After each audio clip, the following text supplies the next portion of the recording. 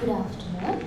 I welcome you all to the plenary session of Allied Health Sciences of the 15th International Research Conference, General Sir John Kotelawala Defence University, Sri Lanka 2022, under the sub-theme of Globalization of Science and Technology through Research and Innovation for Sustainable Development.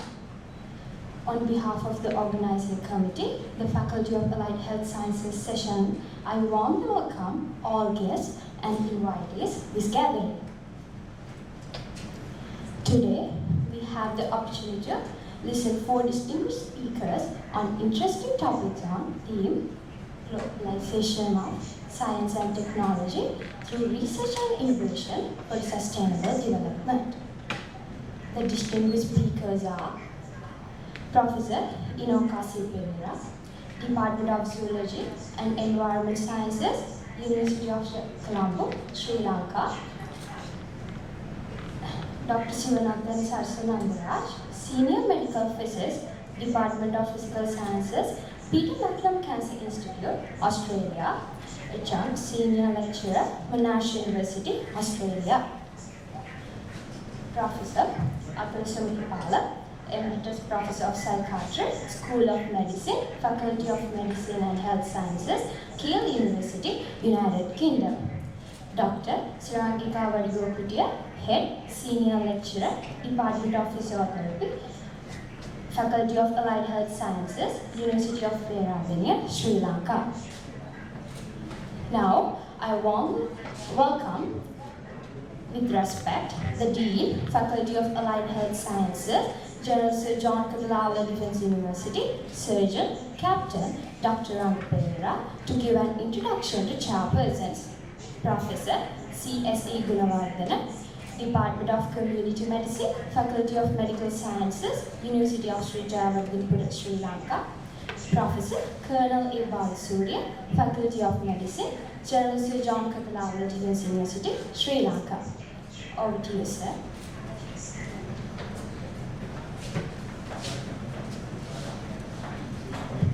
Thank you, Zoology.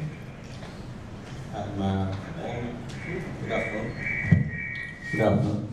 I warmly welcome all of you for the Allied Health Science Healthcare Faculty sessions of International Research Conference of Kotelawala Defence University.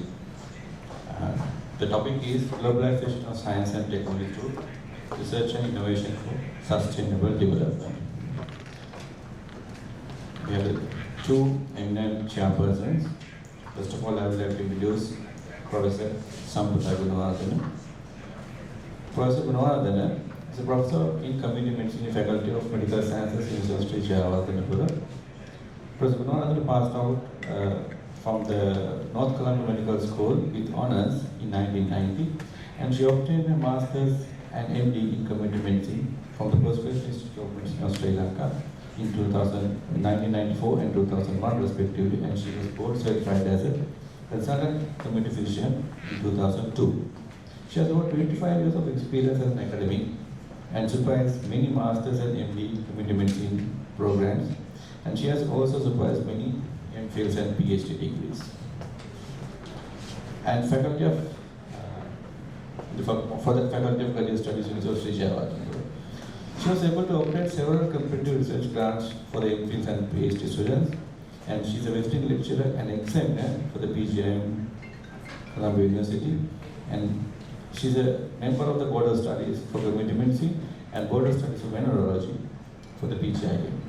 She was awarded a fellowship of College of Community Medicine in 2017, and she was the editor of the Journal of College of Community Medicine, Region of Sri Lanka, for several years, and now she is a member of the board. And she has many publications in peer-reviewed journals and more than 100 presentations in several international and national forums. Madam, I cordially invite you for the podium.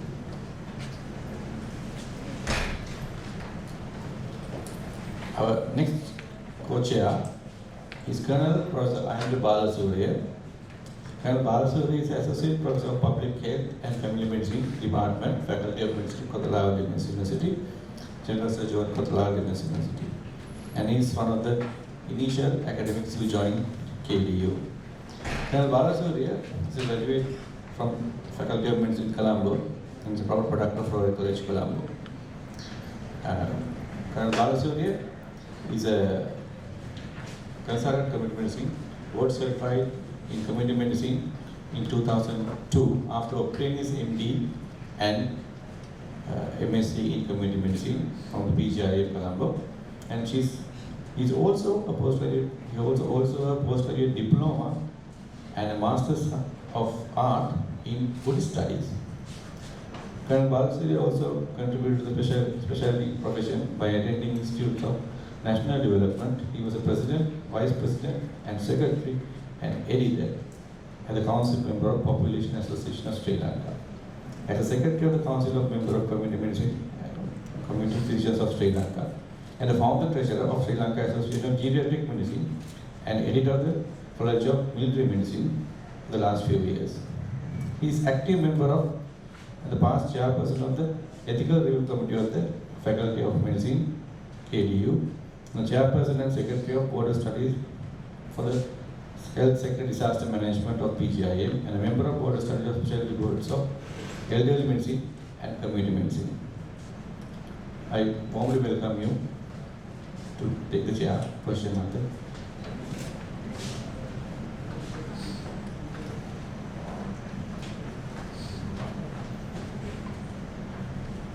And with that, I will kindly invite you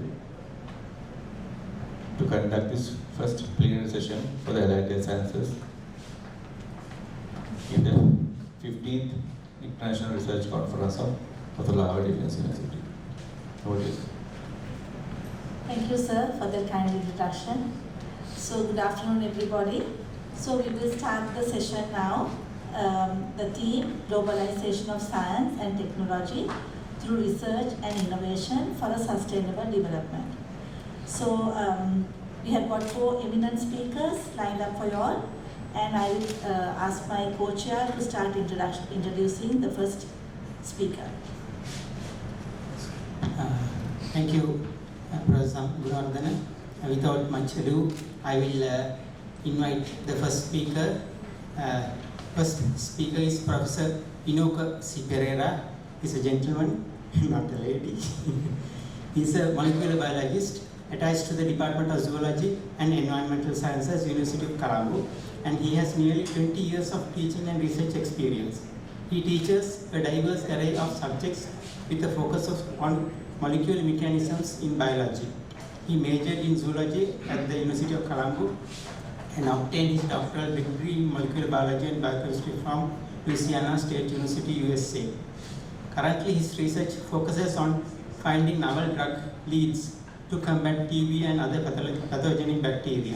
He also studies the molecular dynamics of protein interactions to understand some of the fascinating mechanisms behind their action. Further, he contributes to projects in nanotechnology, ecotoxicology, and synthetic drug designing with his expertise in cellular and molecular biology. Furthermore, his research group studies zoonotic viruses of mammals and birds. With the recent outbreak of COVID-19, he was engaged in molecular diagnostics and viral sequencing to further the understanding and surveillance of the outbreak. Apart from his teaching and research, he acts as a career guidance counselor, an academic advisor, and mentors a number of undergraduate and postgraduate students in their research. So I invite Professor Inoka Perera for his presentation. Now, I warmly welcome other distinguished speakers to take their seats at the head table, please. Thank you very much for that kind introduction, and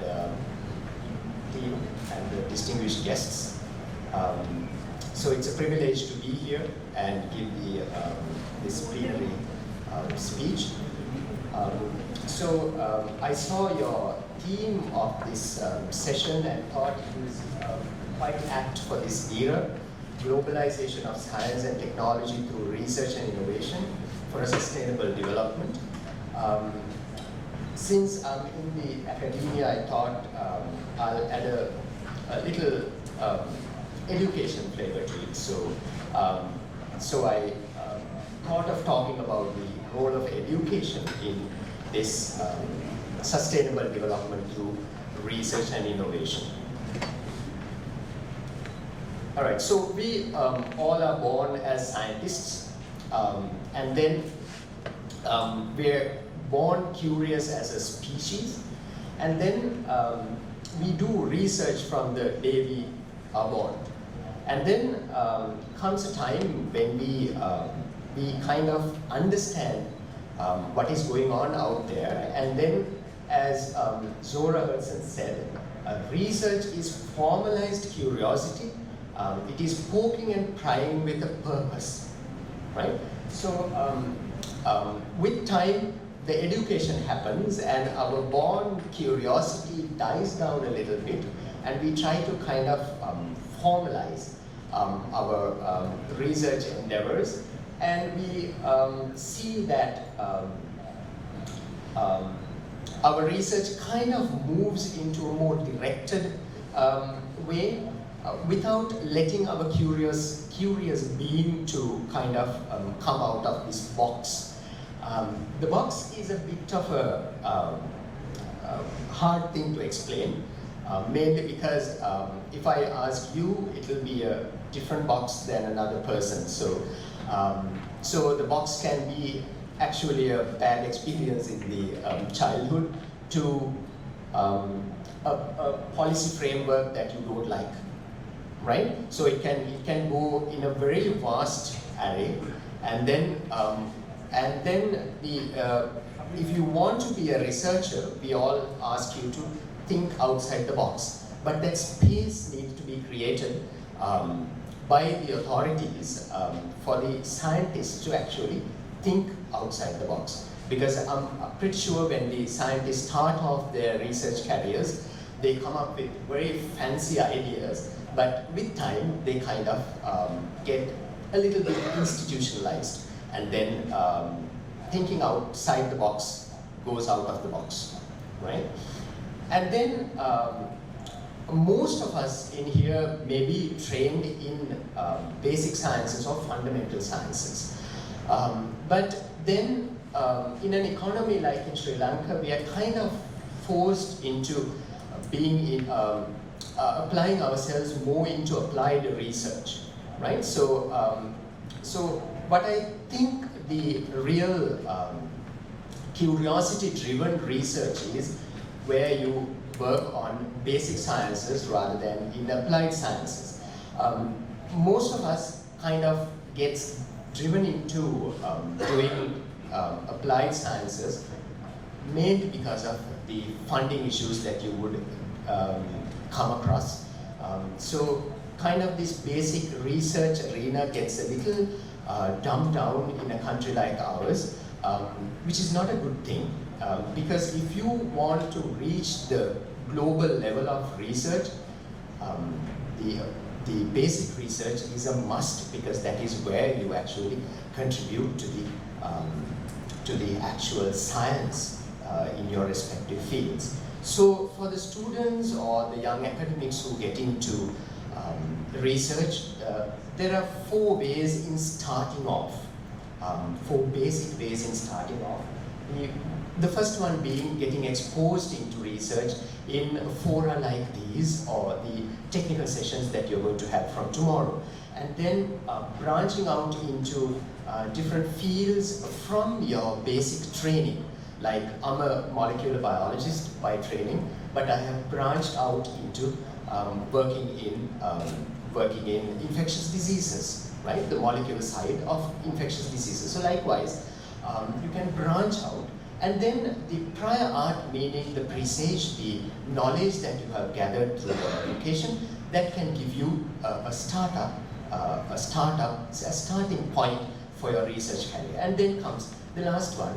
When you join an institution, of course there would be requirements that would take you to take up certain research pathways, right?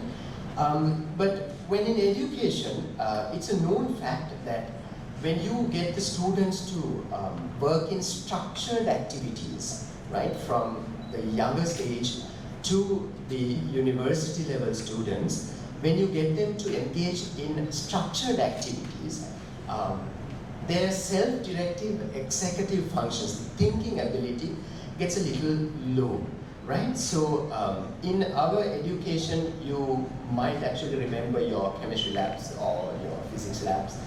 They're all cookbooks, right? So you're given a set protocol, you just follow it, step out of the class, right? So that is not making you think at all, right?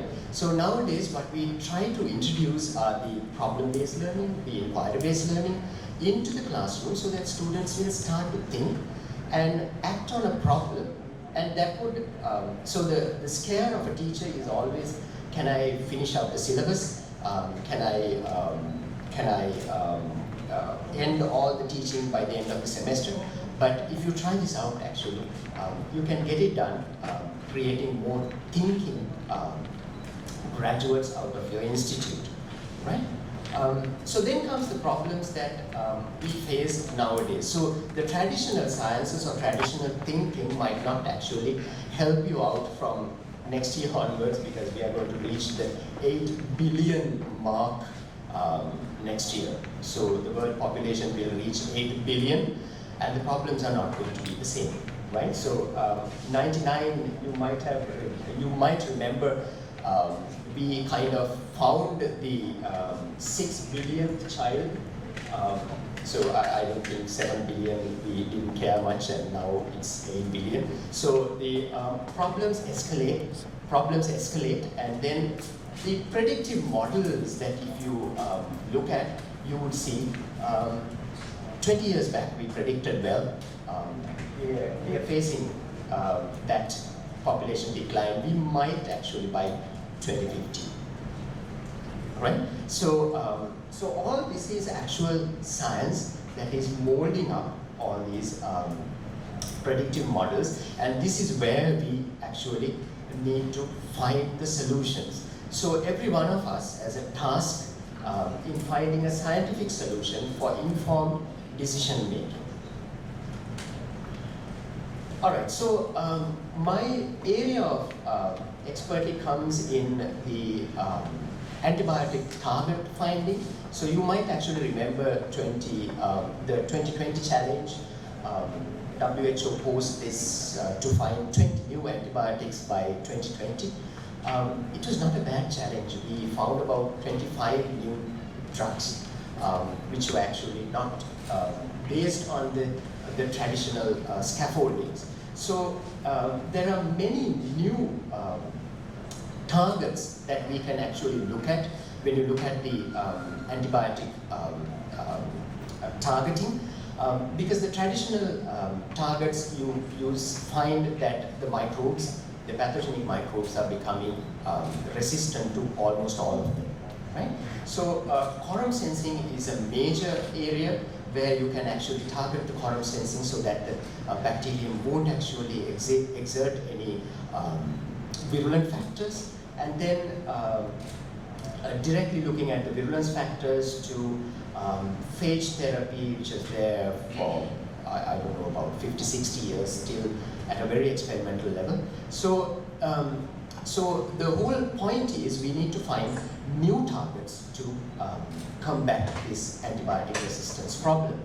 And as you know, the drug discovery cascade goes from basic research, that is what we are doing, and then from drug discovery to an approved drug, it takes, as you all may know, it takes about 15, 16 years. But nowadays the good thing is we have some modern techniques to cut down this time. So sometimes people ask, you work in the antibiotic target finding arena, where is the antibiotic you found? Well, look at the odds of me finding an antibiotic, right, in the market, right? So these, most of these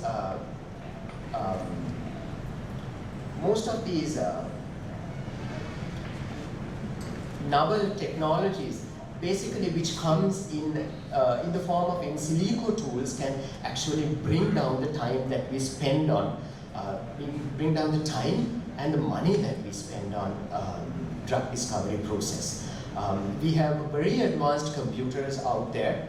Of course, Japan spent $1 billion on that computer.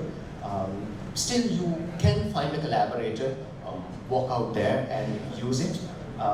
We in the Colombo University, we spent quite a bit of money on a high-performance computer cluster. So it is open for research for anybody who brings in a project. So there are ways in which we can bring down the cost of drug discovery and speed up this process. And then on the right side, those are some of the models we did for a protein of unknown function in Mycobacterium tuberculosis, and later on we found it's a very nice target for drug targeting. We can use that. And then when you empower your students to kind of get into, think about the research projects that they want to do, they come up with wild ideas. So this is one of the ideas an undergraduate came up with. He wanted to find out, he was actually telling his hometown people use this particular mushroom to treat wounds. So I want to find out whether it has any quorum quenching ability in it. So, so before we went into actual wet lab research, we did some computational studies to find out whether it would have any effect that we can predict of before jumping into or spending money into wet lab experiments. So most of these things we can do in Sri Lanka with the right collaboration. So that is where this globalization comes in. We need to build up a name so that we can bring in the collaborations, the international collaborations into Sri Lanka to kind of prop up our sciences. So this is where I would kind of tell you a little story, if time permits. I hope the chair would let me know if I'm exceeding the time. In 2017, we made an active collaboration with Robert Koch Institute in Germany. We thought that the next pandemic will actually come from the Asian side, because all the grants actually went into the African side, thinking the next pandemic will come from there because Ebola came, all sorts of bat viruses came from that side. And then, so we argued it might actually come from Asia. So we found the biodiversity hotspot, that is Sri Lanka. So we established a collaboration here. So then, by 2017, we established this. By the time the COVID-19 hit, we were actually ready with diagnostic laboratories here to start.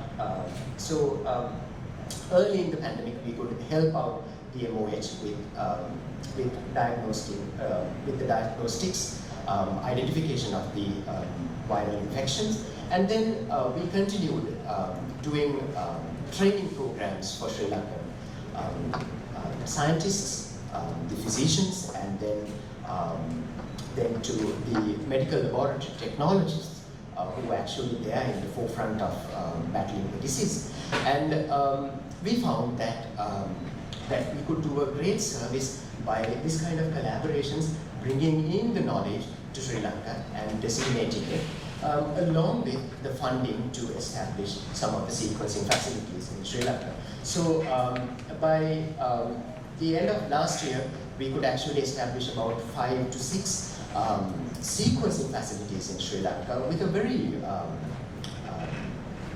low-cost sequencing method.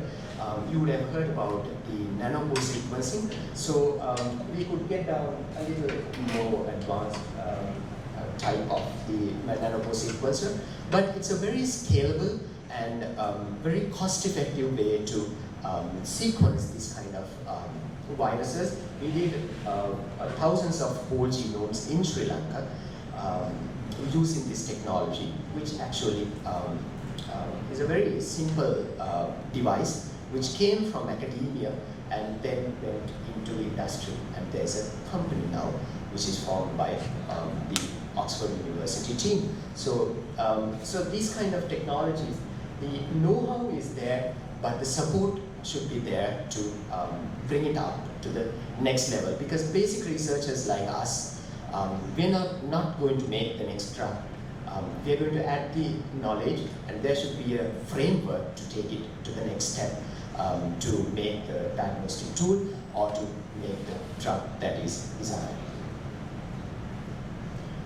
All right, so we continue to check whether these kind of viruses are there in our bats.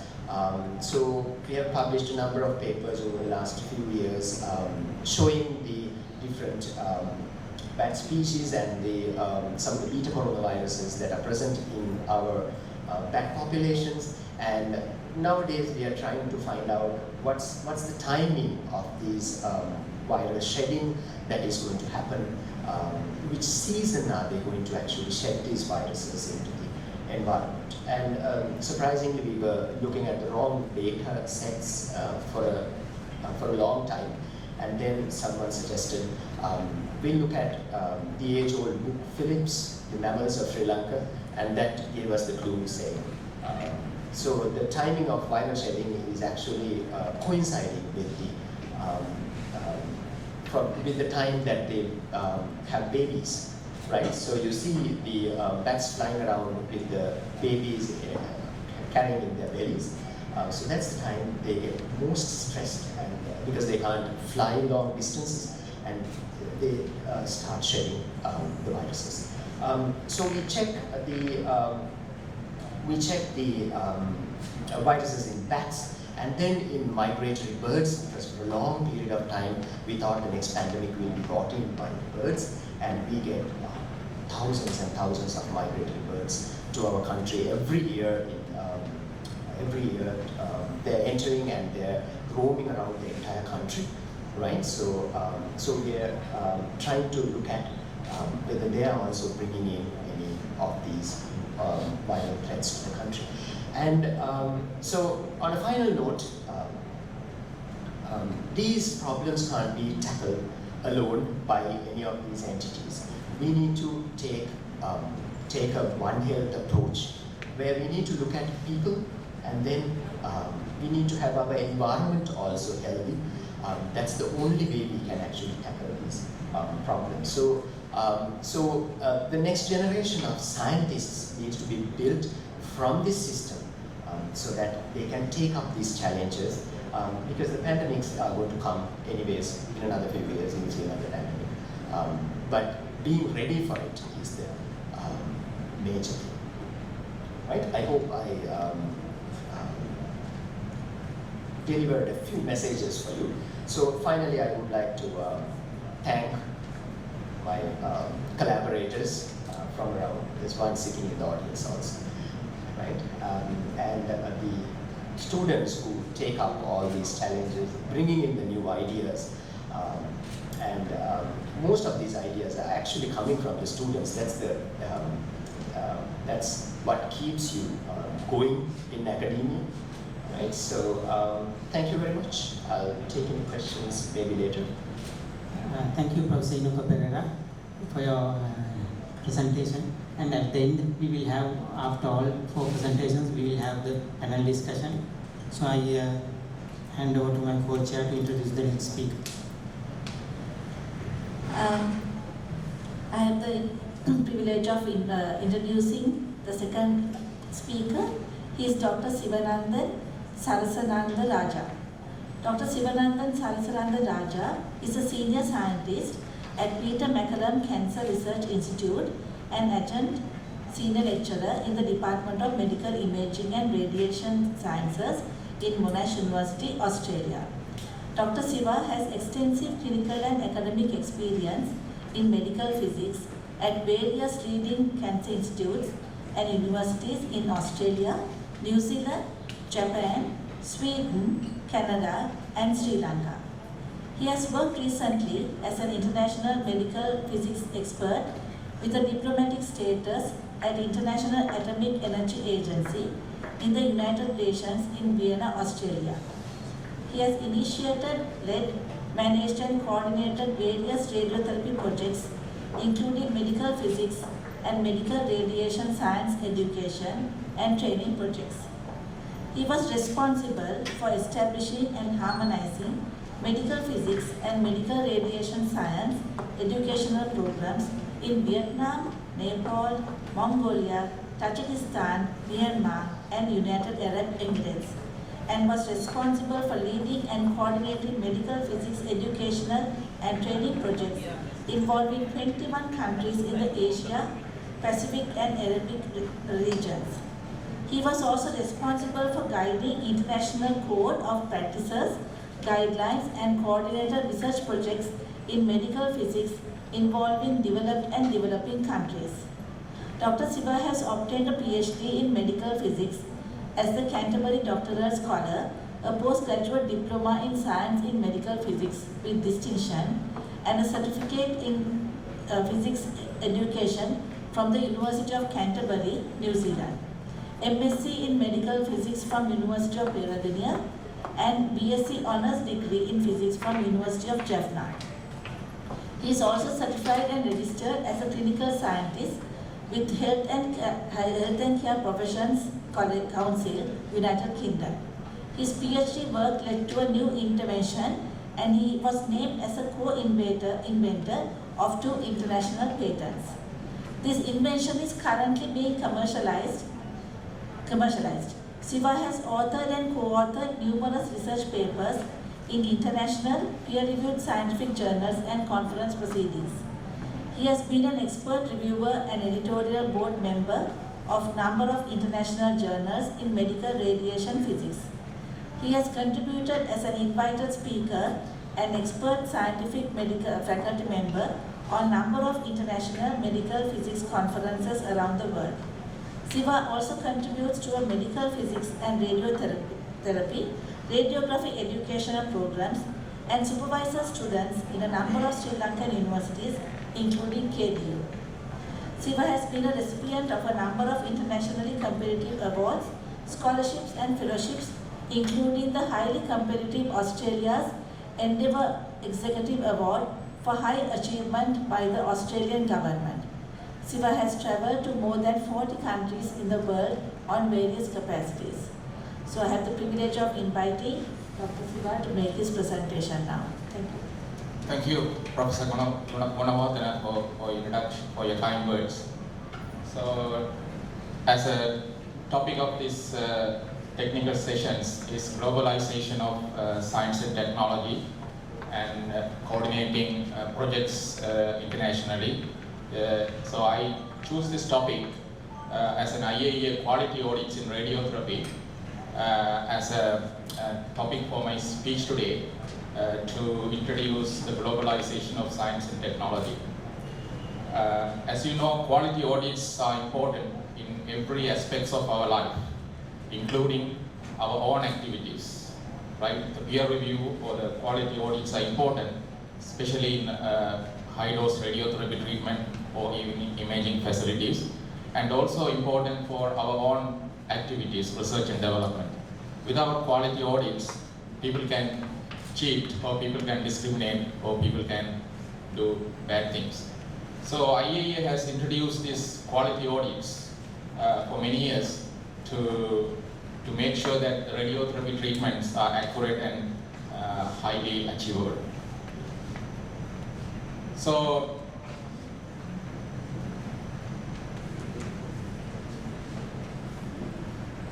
as you know, International Atomic Energy Agency is an international organization that seeks to promote the nuclear peaceful application of nuclear energy, and also the use inhibits its use for military purposes, including nuclear weapons.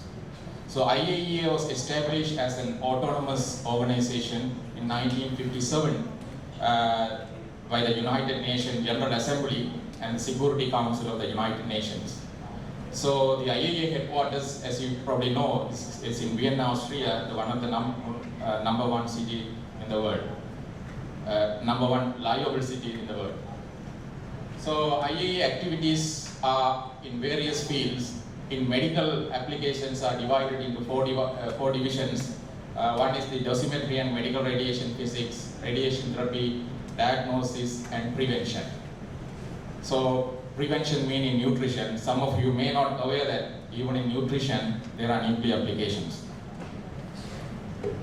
So this is the fundamental dosimetry laboratory in Vienna involved in dosimetric and calibration activities for looking after about 170 countries in the world for accurate dosimetric delivery of radiation treatment. As you all know, dosimetric calibration is the fundamental importance in the treatment of cancer. If something goes wrong, the patient will be underdose or overdose. So that is the critical component in the long chain of radiotherapy treatment, from treatment simulation to the treatment delivery. So IAEA has involved a lot of activities. One is the central laboratory of the IAEA WHO secondary standard dosimetry laboratories network, dosimetry audits, calibration service to member states. So member states, around 170 countries are part of the IAEA member countries. And education and research activities in dosimetry and related fields, and dissemination of best practice in dosimetry. So as you know, IAEA got involved in radiation dosimetry for more than 50 years. Mainly, for the external audits of the calibration of high energy photon beams used in radiotherapy. Not only radiotherapy, even diagnosis instruments. But my talk here today is based on radiotherapy, but still this can be applicable in diagnosis. So the accuracy and consistency of clinical dosimetry in radiotherapy hospitals worldwide, both in developing and industrialized developed countries, including Australia, before 2000 was involved in this IAEA dosimetry audits. But at present, it is provided mainly at institutions in developing countries, because all developed countries has established their own dosimetric audit services. So, as you know, IAEA has maintained a database called DIRAC. It's the world's most comprehensive database on radiotherapy resources. It comprises the historical global data on radiotherapy centers, including linear accelerators, cobalt-60, treatment planning system, computer tomography systems, and simulators, and many more. So IAEA has collected data on radiotherapy since 1959. So it's the best resource for all those who involved in medical radiation sciences or medical physics areas, can have a look at this database and establish their own research and development activities, not only the calibration activities. So the data shared to be included in the DIRACs undergoes a process of review at the moment to include many other, because the data are not exactly accurate, because many centers do not provide the right data. So, this data is roughly an approximation. So you can see how many radiotherapy centers around the world and how many staff involved in radiotherapy.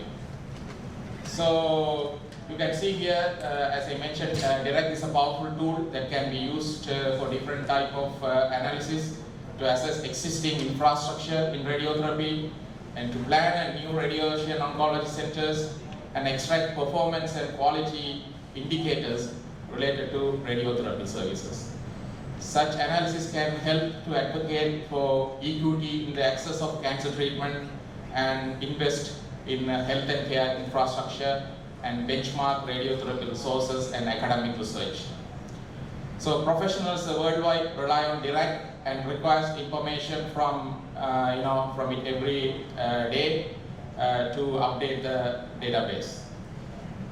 So here you can see the differences between cobalt-60 units and the linear accelerators. Those are the main treatment machines around the world.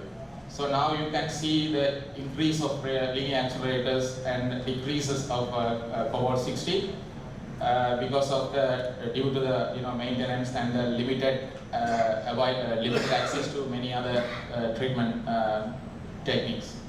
So the results of DIRAC database can help to improve the radiotherapy treatments in the member countries, and efforts are being made to keep DIRAC data at a level of quality that it can be used for various radiotherapy data analysis. So in summary, you can see the activities that you can develop or you can involve with the support of the direct database. Since this is the database link, so you can freely access all the data in radiotherapy, not only in radiotherapy but also in diagnosis radiation facilities. So IAEA audits, as I mentioned before, started in 1959.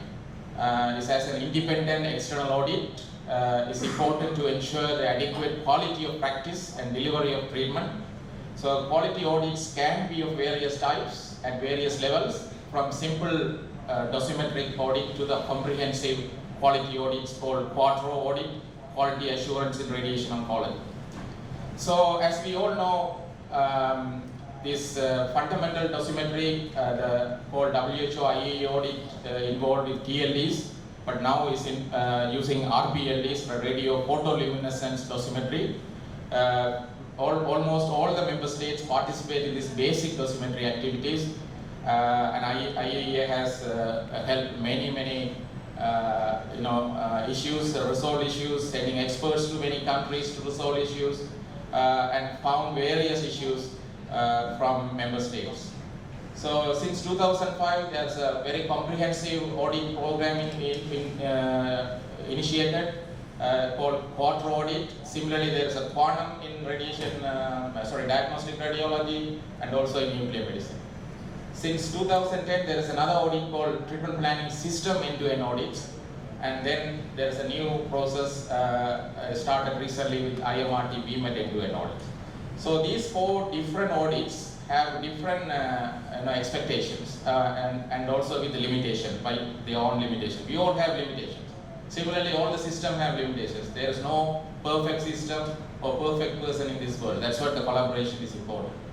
So that's what I always tell. Nobody is perfect and no system is perfect. We are all trying to build a new, improve the system or improve our own quality also. So nothing is perfect. That's my philosophy. But we all are bound to improve and collaborate. That's the only way we can achieve many things in the world.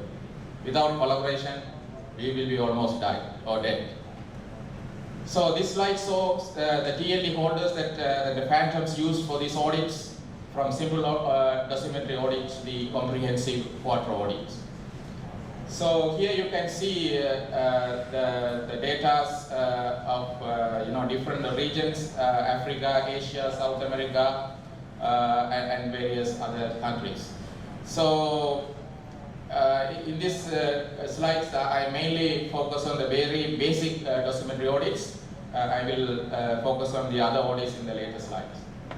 So these are the audit centers from Vienna. Vienna is the central office of the IAEA, and you see how many countries are involved in this process.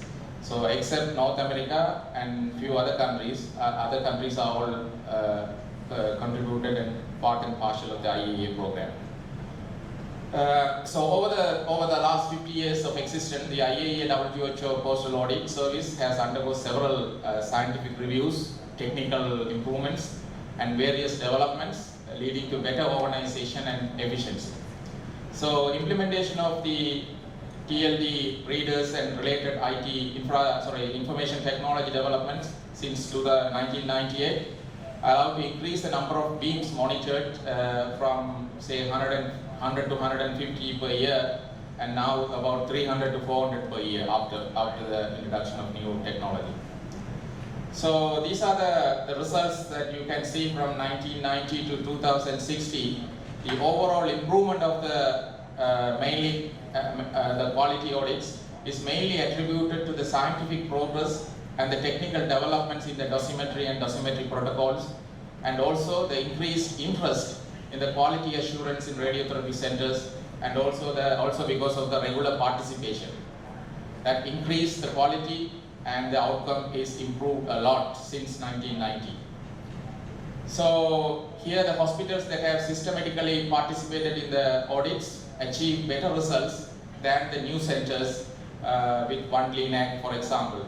The centers with more than one LINAC perform well because of their experience. So experience is also important to improve the quality.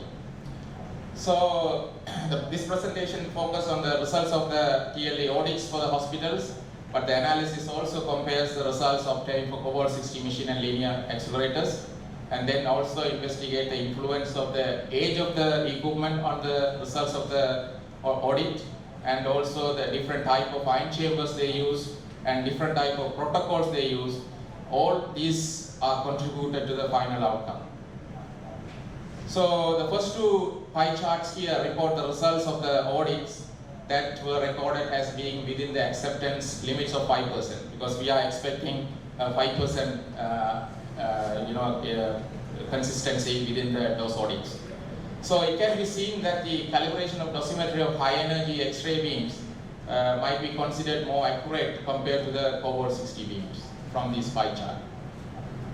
So this, if you look at closely in the regional distribution of the percentage of results within 5% of acceptable limits, where the results are categorized into two regions according to the database classification of Western Africa, various regions.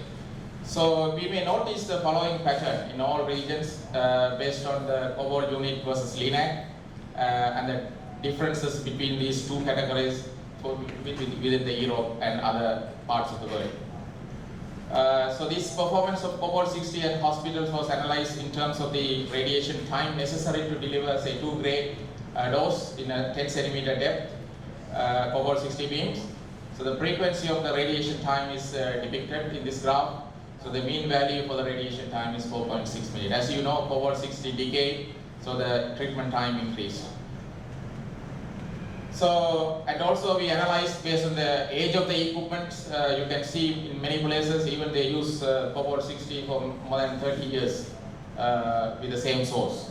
In some countries in Africa, some countries in the former USSR, things are very bad situation, that they use the same Cobalt 60 for 30 years. So you can imagine how they treat patients and how many patients they can treat per day.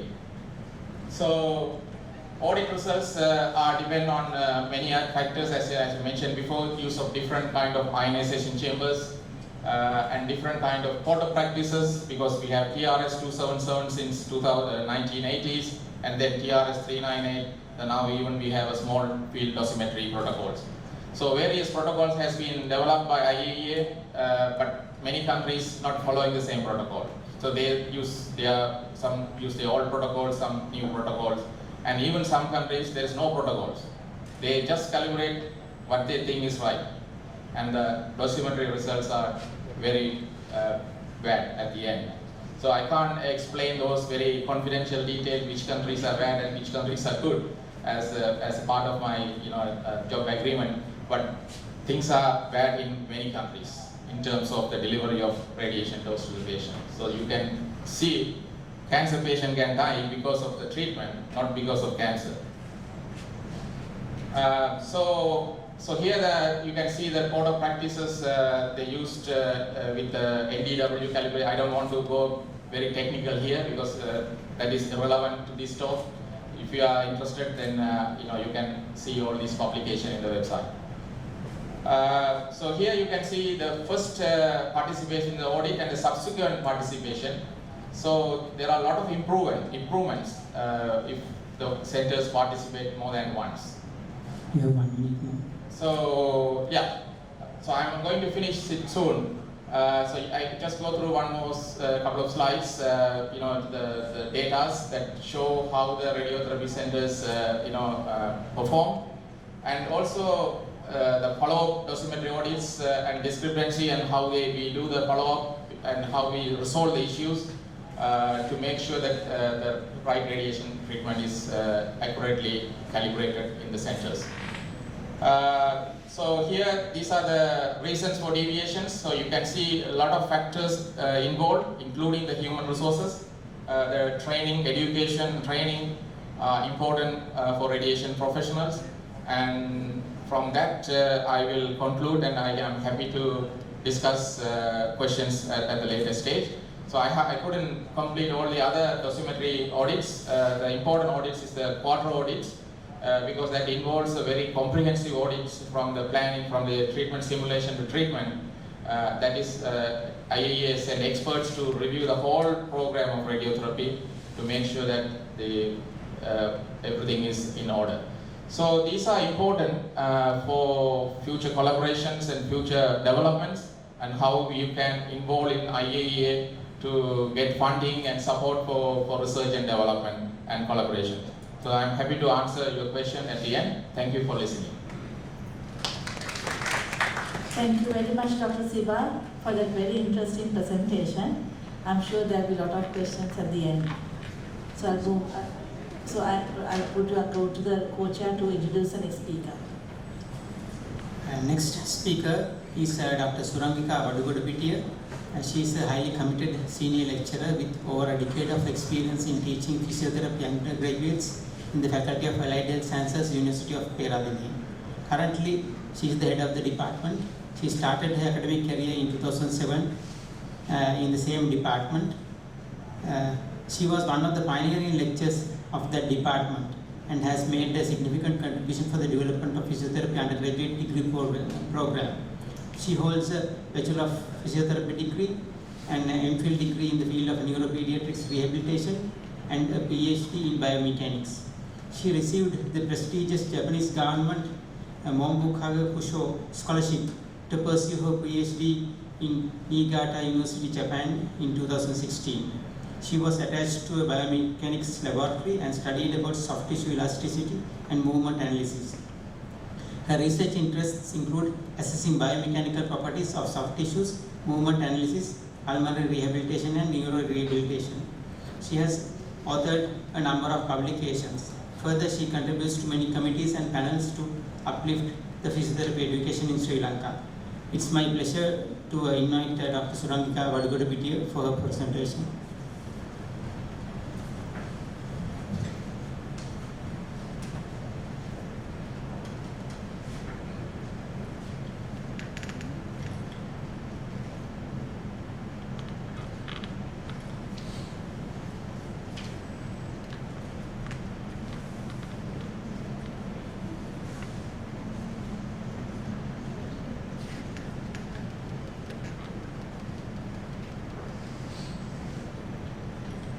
Thank you, Chairperson, the Faculty of Allied Health Sciences, the distinguished speakers, heads of the departments, faculty members, academic members, and the students and other distinguished guests. Good afternoon to you all. I feel honored and privileged to be here today to deliver a plenary speech in the Faculty of Allied Health Sciences sessions in the International Research Conference organized by Kotelawala Defense University. So let me get into my presentation. As Professor Inoka and Professor Siva mentioned, the importance of collaborative work and multidisciplinary approach in innovative research. So my presentation is kind of an example for a collaborative study incorporating radiology into physiotherapy practice. So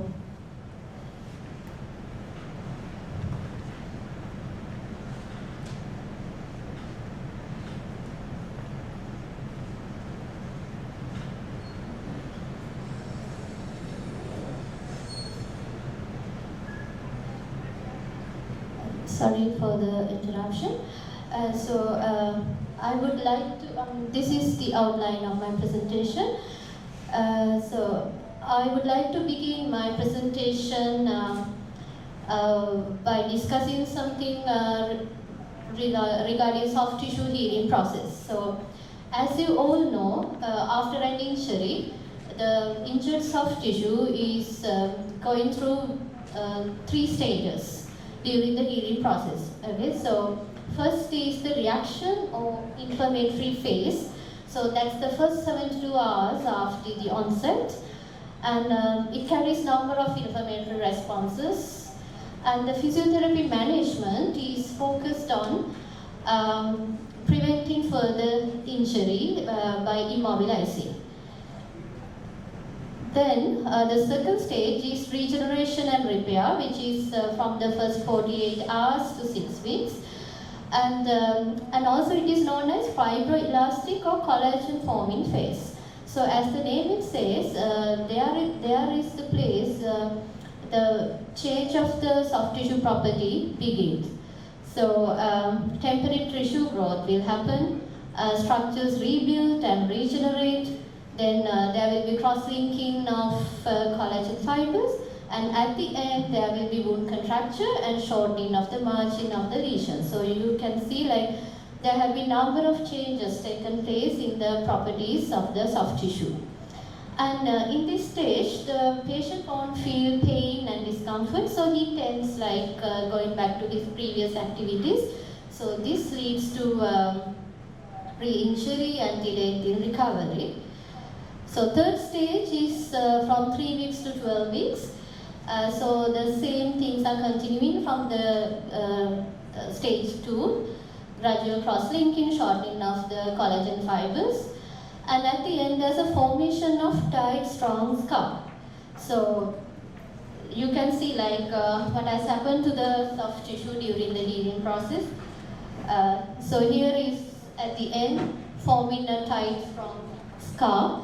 And regeneration of an injured muscle doesn't mean that it is fully restoring all the properties that it had before. Okay, so you can see in this picture at the end of the wound healing, what has happened to the tissue fibers.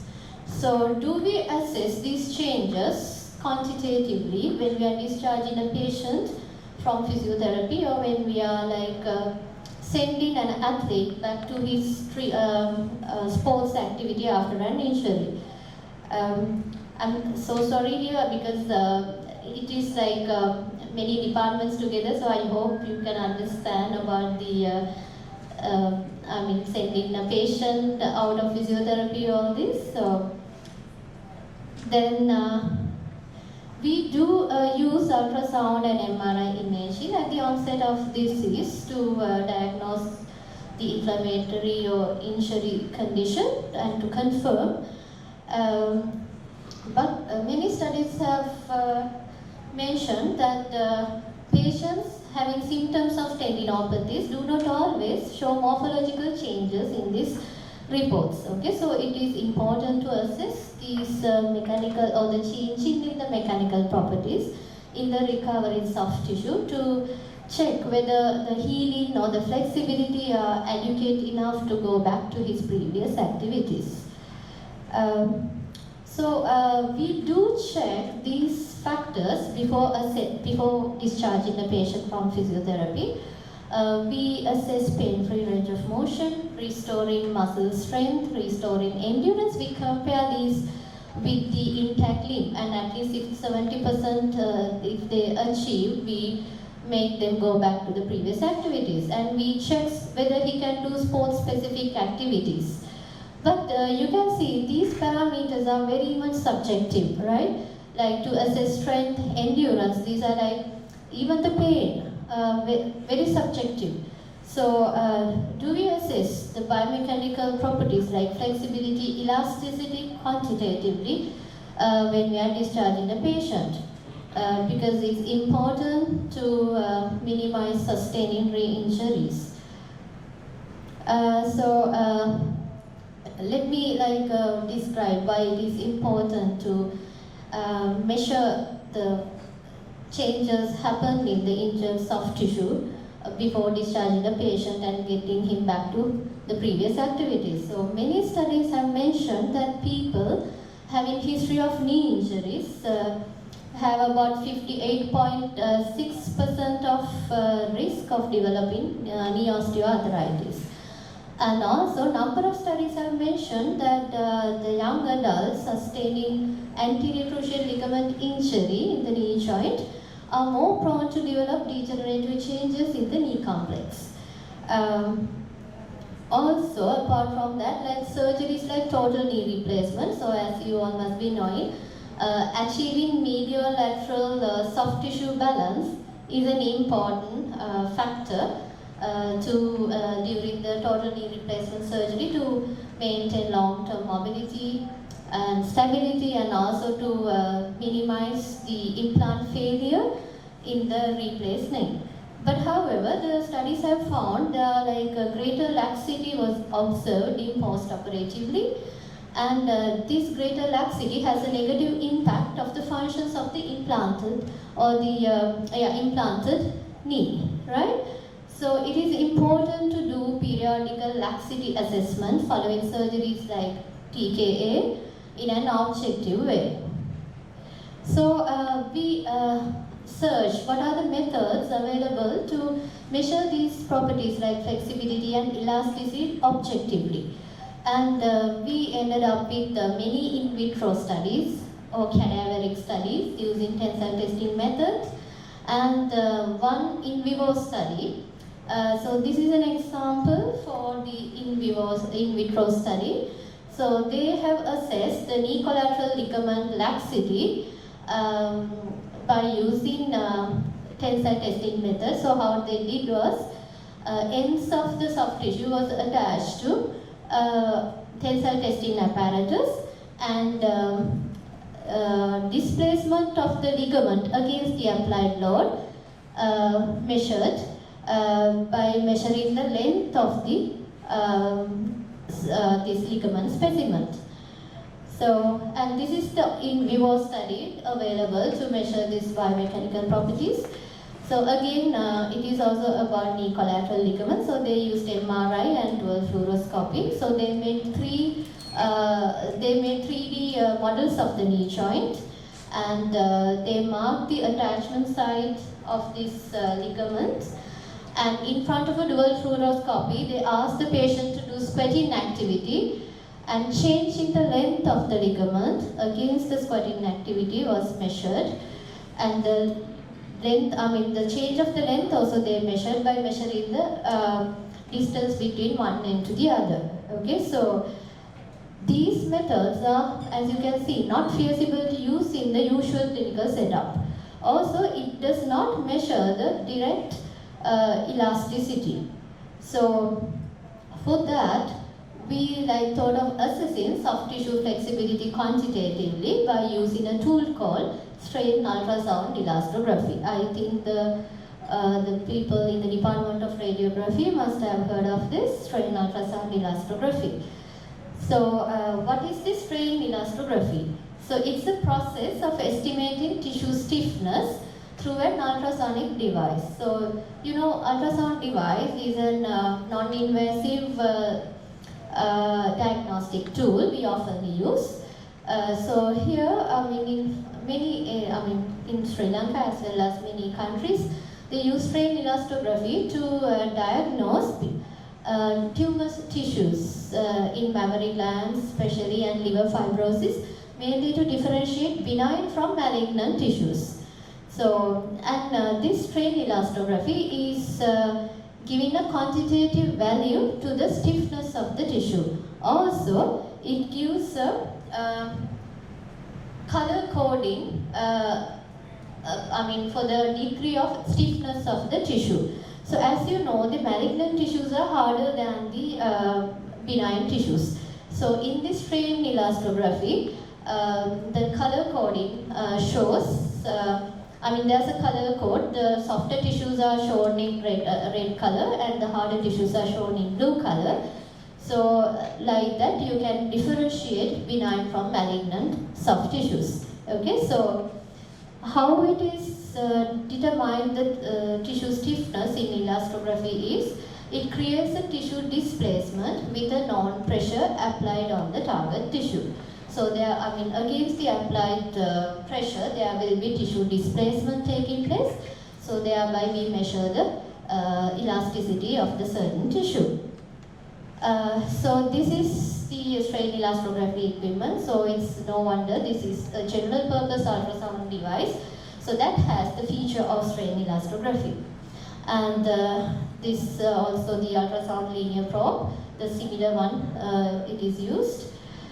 So the procedure of determining the soft tissue stiffness is, we applied repeated light compression on the target tissue. So here is the target tissue. So with the ultrasound probe, we applied repeated light compressions to the target tissue. So against this compression, there will be tissue displacement. So we call it as strain. So built-in software calculates the ratio of the strain developed at the target tissue to the strain developed at the adjacent reference tissue.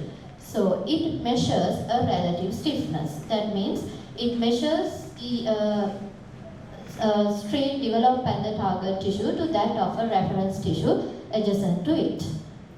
So this is a strain image that we have obtained when we measured the relative stiffness of the medial collateral ligament.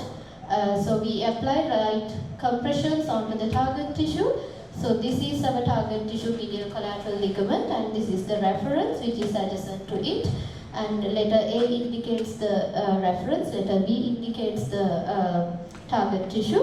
And this strain indicator is helping us to maintain a uniformity in our applied light compressions. So at the bottom you can see the strain developed at the reference tissue, strain developed at the target tissue, and this is the strain ratio. So this is the formula of measuring strain ratio. Strain developed at the target tissue to that of the reference. So here what is important is, if the strain ratio is low, that means the strain developed in the tissue is low. So less elasticity and more stiffness.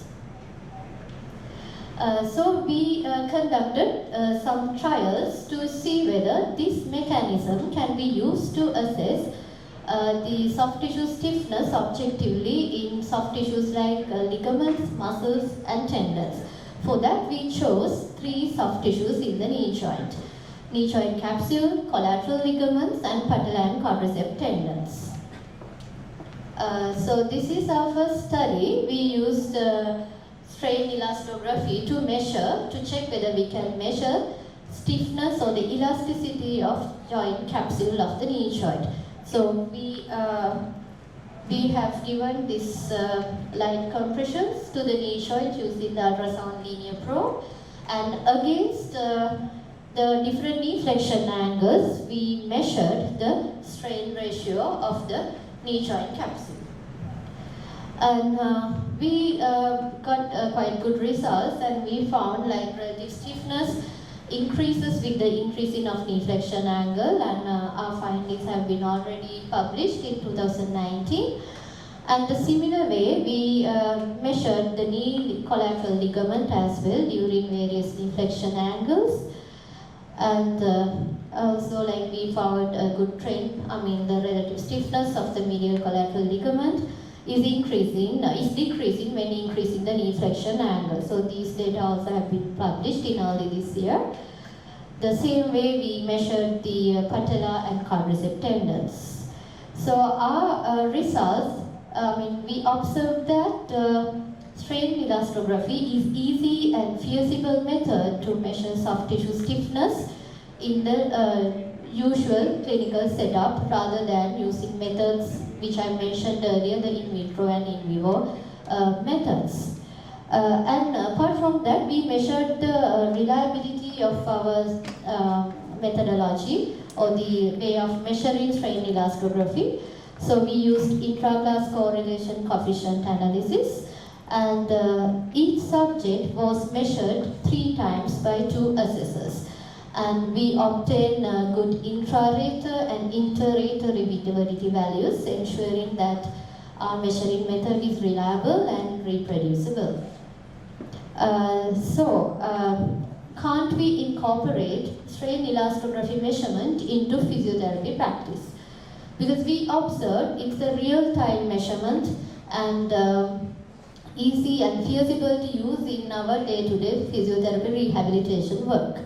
Currently in Sri Lanka, this is being used to diagnose liver fibrosis. So it is not being used for soft tissue stiffness measurement in musculoskeletal field.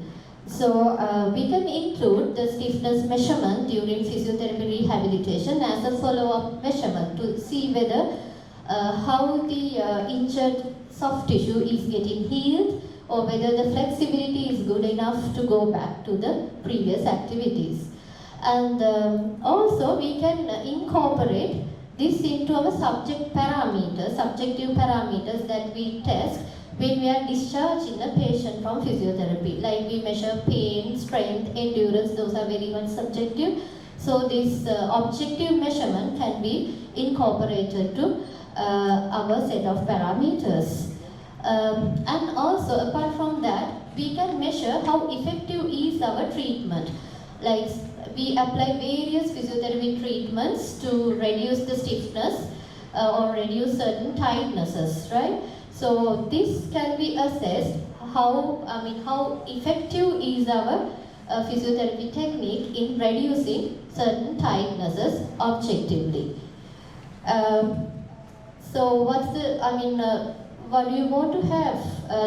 It's just a tool. Strain elastography is just a tool, so you need a training only. I just checked whether the practice of strain elastography is available in physiotherapy, and I found only 2 papers. So those papers are also recently published early this year. So one paper, this is from Turkey. They used strain elastography to determine the most effective technique for hamstring tightness. So initially they measured the soft tissue stiffness using strain elastography, and then after application of 2 stretching techniques, after a certain period of time, then again they checked the elasticity and they found one technique is superior to the other. So we can also incorporate the same practice to our physiotherapy practice. And the other study is about assessing supraspinatus muscle elasticity using strain elastography in the patients who underwent rotator cuff repair. And they have found after 1 month of the surgery there is an excessive laxity in the supraspinatus muscle. So it is an indicator for re-injury. So during our rehabilitation, we also can come to know whether our physiotherapy rehabilitation technique is increasing the elasticity drastically, or these can be, we are using so much subjective way of measuring this. So this objective way can be incorporated and modify our technique accordingly. So finally, I'll finish first. Finally, I would like to acknowledge my research supervisors in the Niigata University, Japan, and my research team in Biomechanics Laboratory, and also once again the organizing committee of the International Research Conference, Kotelawala Defense University, for giving me this opportunity. So I hope in the near future we can incorporate this objective measurement into physiotherapy practice. So thank you, and thank you for your attention. I wish you a fruitful conference. So we'll answer your questions in the later. Thank you. Thank you very much, Dr. Wadugodapitiya, for your presentation. And for the introduction of the next speaker, I invite my co-chair. Thank you, Professor Andra. So the last speaker for the day is Professor Athura Sumitipala. So Professor Athura Sumitipala qualified in Sri Lanka and trained as a family physician.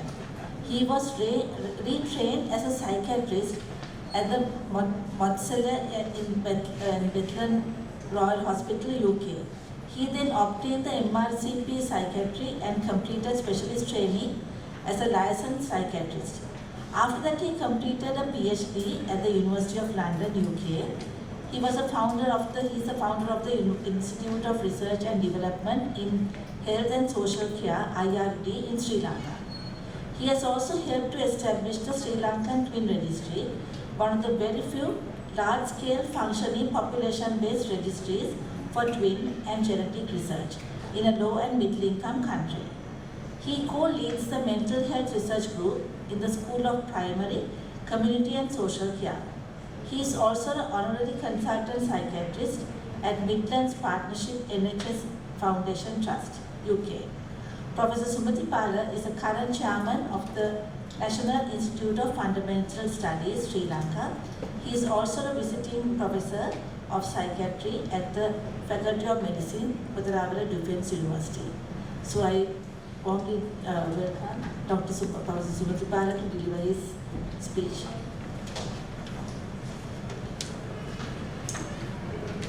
Good evening to everybody, the chairpersons, distinguished presenters, the dean, head of the department,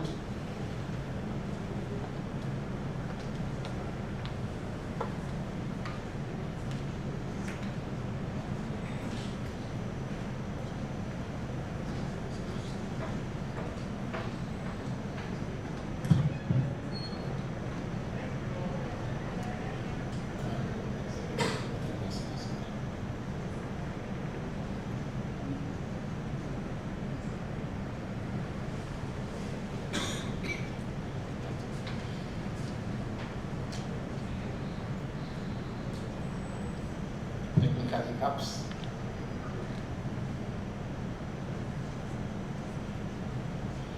While he's doing with that, again I would like to thank for inviting me.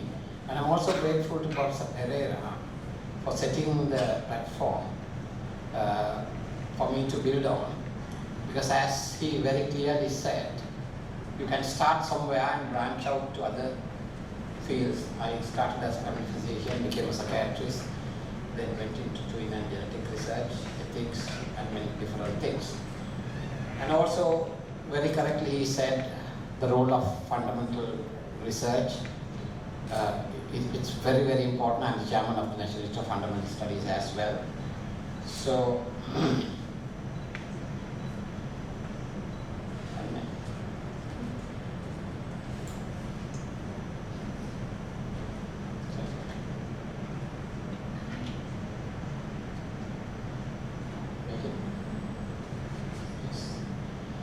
so what I'm planning, outline of my talk, I'll very briefly go through globalization, which he mentioned, and about globalization of science and technology, the role of research and development, innovation and technology transfer. Particularly, I want to concentrate on research universities, because Sri Lankan universities are not research universities. Now, my job at Kiel was 100% research. That's where Dr. Kalpanya Besiman did her PhD while doing the data collection in Sri Lanka. So I did very little teaching. Unfortunately, Sri Lankan universities don't have full time, to my knowledge, except for NSF, academics who are doing only research. And the role of research right now, as we all see, perceive and do. And I want to talk a little bit about the culture shift, research for people's benefit. That's what is research for. And about invention, innovation and research, a little bit about technological transfer, and particularly role of ethics in the whole thing, and engaging the community in the whole process, and so on. Now, globalization is the process which business and other organizations develop international influence or start operating on an international scale. This is a globalized world. We can't be just a nation outside, living alone. There are many definitions of it. The process by which different parts of the world interact economically, politically, culturally, or scientifically. It goes on to say it's the process in which business begins, a worldwide movement towards economic, financial, communication, trade. All these are intermingled. You take technology, you take capital, you take information, all this is, superimposed on what we call globalization. Now, globalization of science and technology is an integral aspect of globalization per se. The main engine of globalization is assumed to be the global economy, propelled by global trade and technology transfers, the latter as aspects of globalization of science and technology as well.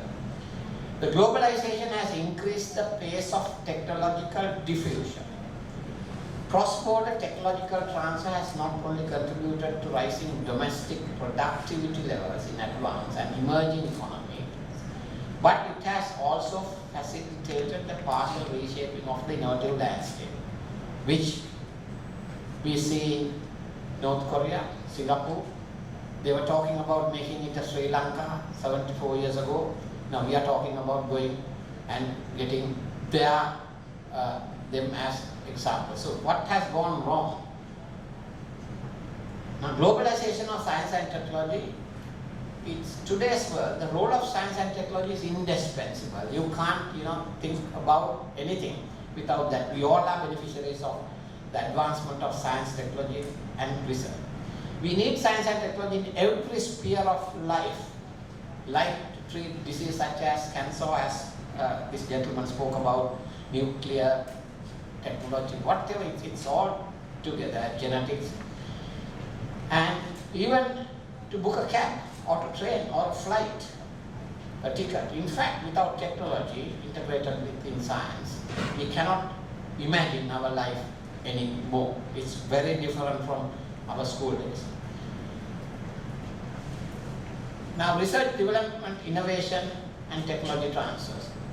This is important. The post-industrial knowledge economy today clearly displays the close correlation among economic growth, innovation and indigenous research capacity. University-based research has been most effective driver of such economically relevant innovations. As a result, leveraging the public investment in universities to stimulate innovative research and development is now critical need for a country to remain competitive in global arena. It's not just by sending intellectuals abroad and getting some money or unskilled labor to Middle East at a social cost. So this is very crucial. Every dollar invested will bring enormous amount of benefit in return, and that's our role as scientists. Most high-ranking Asian universities have transformed themselves from teaching universities to research universities in keeping with global trend. Sri Lanka needs a paradigm shift to make research and innovation core component of undergraduate and postgraduate education in order to produce individuals with both a creative vision for innovation as well as sufficient intellectual breadth and depth to realize that vision. I'm sure you will agree with it. That's what is missing. The Sri Lanka requires innovative R&D contributions to re-establish the economy, to ensure national security. I'm talking to a platform within a defense university, and for sustainable development in strategically important areas. The flexibility to respond to novel ideas with solid potentials and new funding opportunities for research is crucial for success. Funding is a challenge, global funding, but as he said, collaboration is the way forward. I have brought billions of rupees to this country as collaborations, and that's how we founded this Institute of Research and Development, which is thriving. Last year alone, we brought £1 million to Rajarat University. £1 million, not rupees. Competitive research that can be done. So my message to you all, particularly the deal, we have signed the MOU, KIL, IRD and KDU. Have hopes. This is the overarching research culture we want to see in this country, particularly at KDU, because some of the barriers, challenges you see in other universities are not here, which is the advantage. So we need a strategy. What is a strategy? To me, a strategy is about capturing opportunity arising in a dynamic world, as scientific opportunities cannot always be foreseen. The flexibility to respond to novel ideas, fundamental research, observations, with solid potentials is therefore crucial for success. For example, the COVID pandemic and the current socio-economic crisis has created an unprecedented window of opportunity for research. Sri Lanka requires innovative R&D contributions to re-establish the economy and to ensure national security, as I said, and to sustainable development in areas. So research universities work on the basic and applied research, again, for knowledge creation and dissemination. This is, I face as a chairman, a lot of people who don't understand about research from the Treasury talking about the lack of role for fundamental research anymore. It's a laughing stock. Without fundamental research, there is no advanced research. So creation, dissemination through collaborations with the industry, they can set up mechanisms to utilize this knowledge effectively for intellectual property generation and knowledge technology transfer commercialization. Higher education reforms aimed at establishing the value chain of integrated, interdisciplinary and multidisciplinary approaches that drives academic and research excellence, which can translate into innovative products and services, is urgently needed. Universities should be encouraged to play a central role in formulation of evidence-based national policies. I analyzed with a colleague 37 countries' cabinets, and we came up with a proposal. Sri Lanka needs only 15 cabinet members. It was done once, no more. Sad. Research universities, the key component of this transformation, need to be viewed as a paradigm shifting strategy to increase resources through investment, spot and harness talent, recruit and retain the best researchers. We are losing them, and make essential structural changes. It is crucial to establish quality research centers of excellence and raise funds for research through collaboration. Develop capacity to compete for international grants and enhance research fundings through endowments, which we have not seen. The Wellcome Trust UK, Sir Henry Wellcome left his legacy earnings for a research charity. There should be a separate research grant development. Even in KU, I don't know whether they have support and management department at university level, which we have in foreign universities, especially to help secure more international research grants.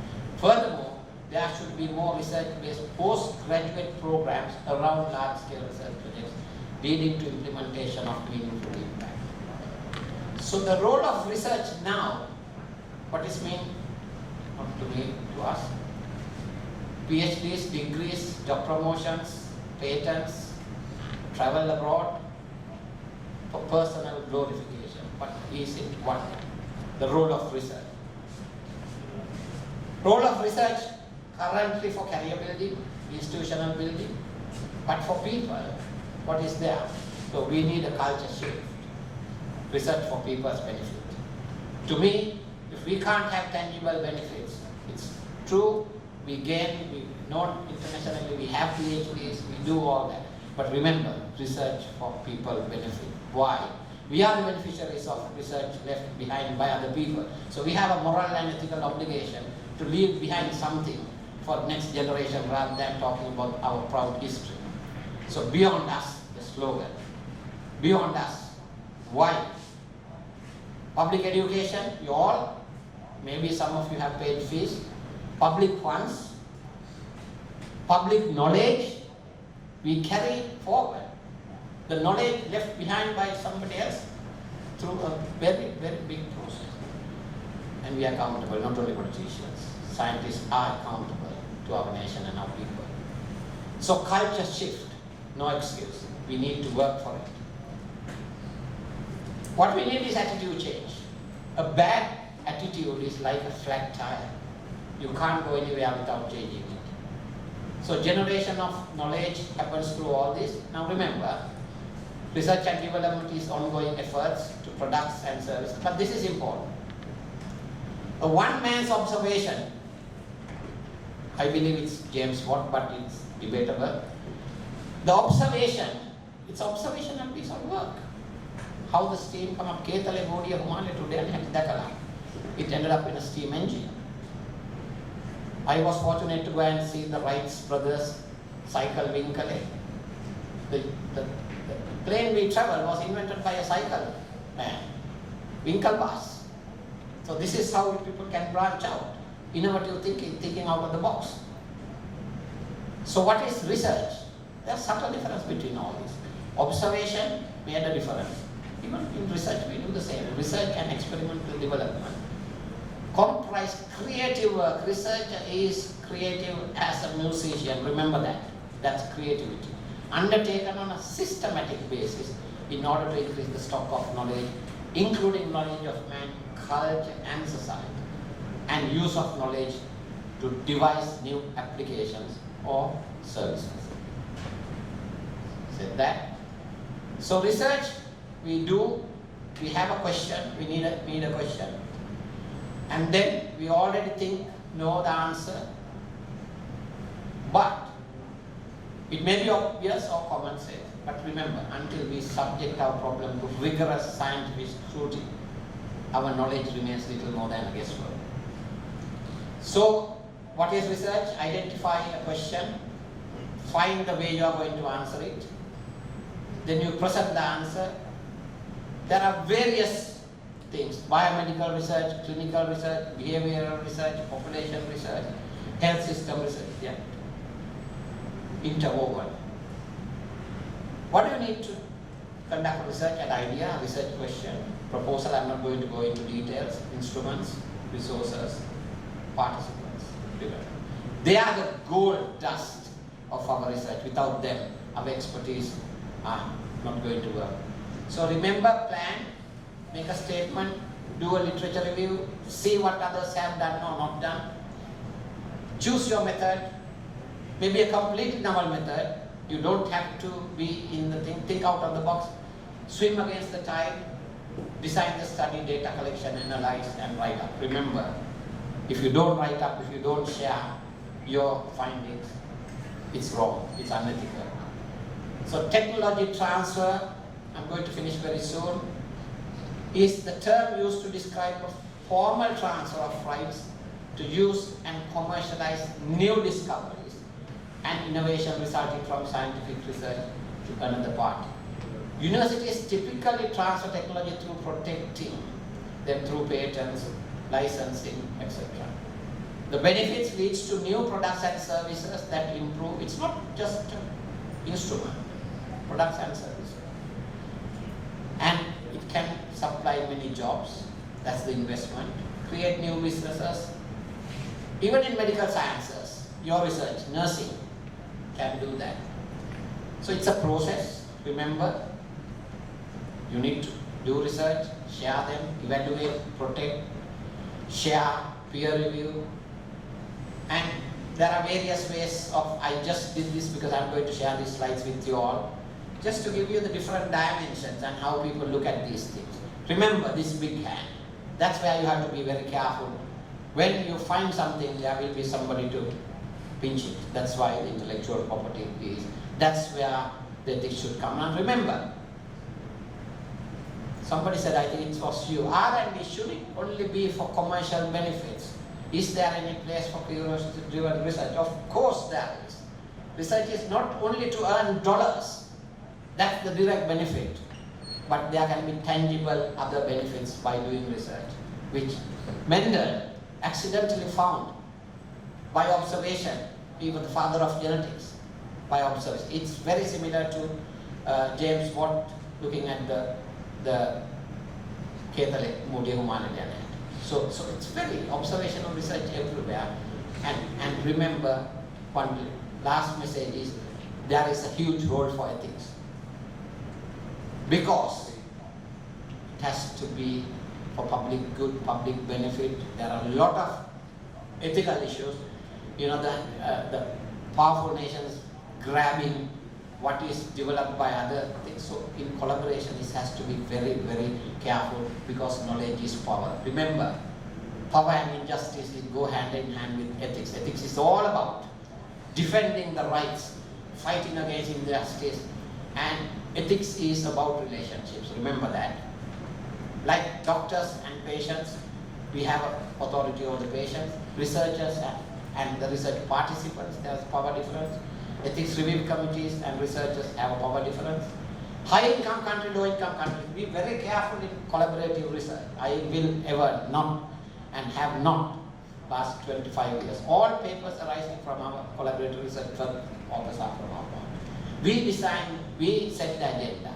That's how you have to, that's the role of ethics. So remember, we are a vulnerable nation right now, but we can still have a strong spine, thick skin, and a good heart and a good brain to thrive. So rights and wrong are not universal, it's relative, and it's about ethics.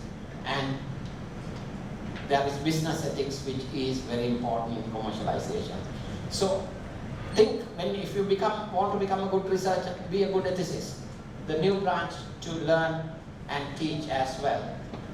Last message is, the public has a big say in this.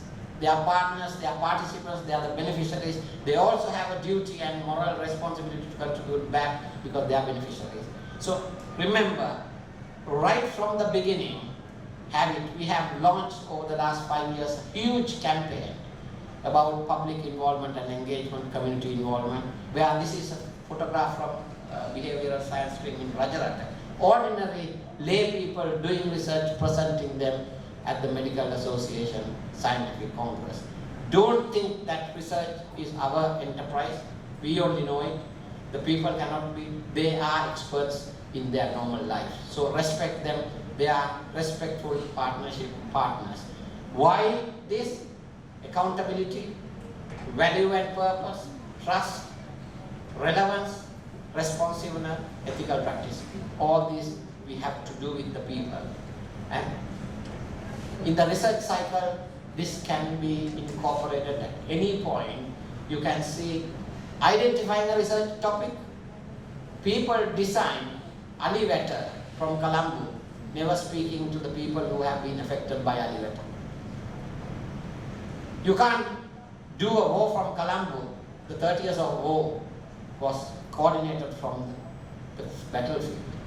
So remember, designing a research question, designing a project, even invention, carrying out the project, analysis of results, and publications.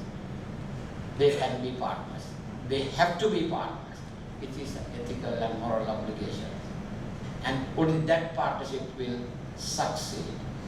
And remember, in summary, research for knowledge generation in high education institute of Sri Lanka needs strengthening through a paradigm shift in its entire approach. Research and development must shift focus from publication for academic promotion alone towards application and commercialization. Research impact needs emphasis for policy formulation to development at national, regional and international levels. Research must benefit knowledge, society and the economy. The universities therefore need to address the existing gaps to remove barriers to facilitate R&D, leading to intellectual property generation, innovation and commercialization. We need this culture shift. Let's leave behind the comfortable past. We are not facing a comfortable future, but that's the challenge all of us have to take up. Emergence of the new challenge. That's where we can be happy, we can make other people happy. Thank you very much for giving me this opportunity. I didn't want to make a factual presentation, I just have attempted to shift what you think, believe and do for research. Let's go for a paradigm shift. We will work with you. Thank you very much. Thank you very much, Professor Sumatipala, for that very thought-provoking presentation. Now we have come to the end of our 4 presentations. So I will hand it over to my co-chair, Professor Balasuriya.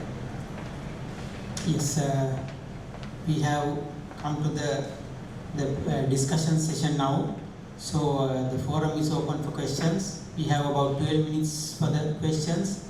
So to sum up, Professor Inoka Perera started with the emphasizing of the importance of basic research, and contributed by Professor Sumatipala, and he added ethics and accountability also to the research culture.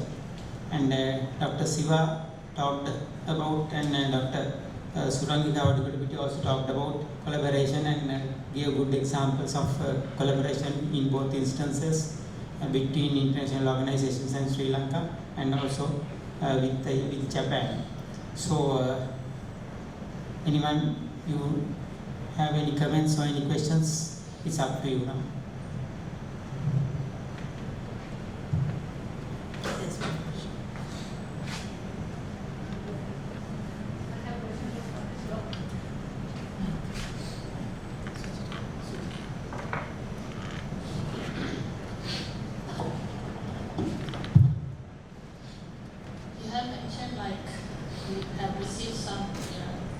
higher deviation of body dosimetry. I didn't ask exactly which, but I was wondering how much maximum deviation you have received during your service, and in that case, how IAEA handled that situation. Very good question. It varies from 1% to say 30% in some places.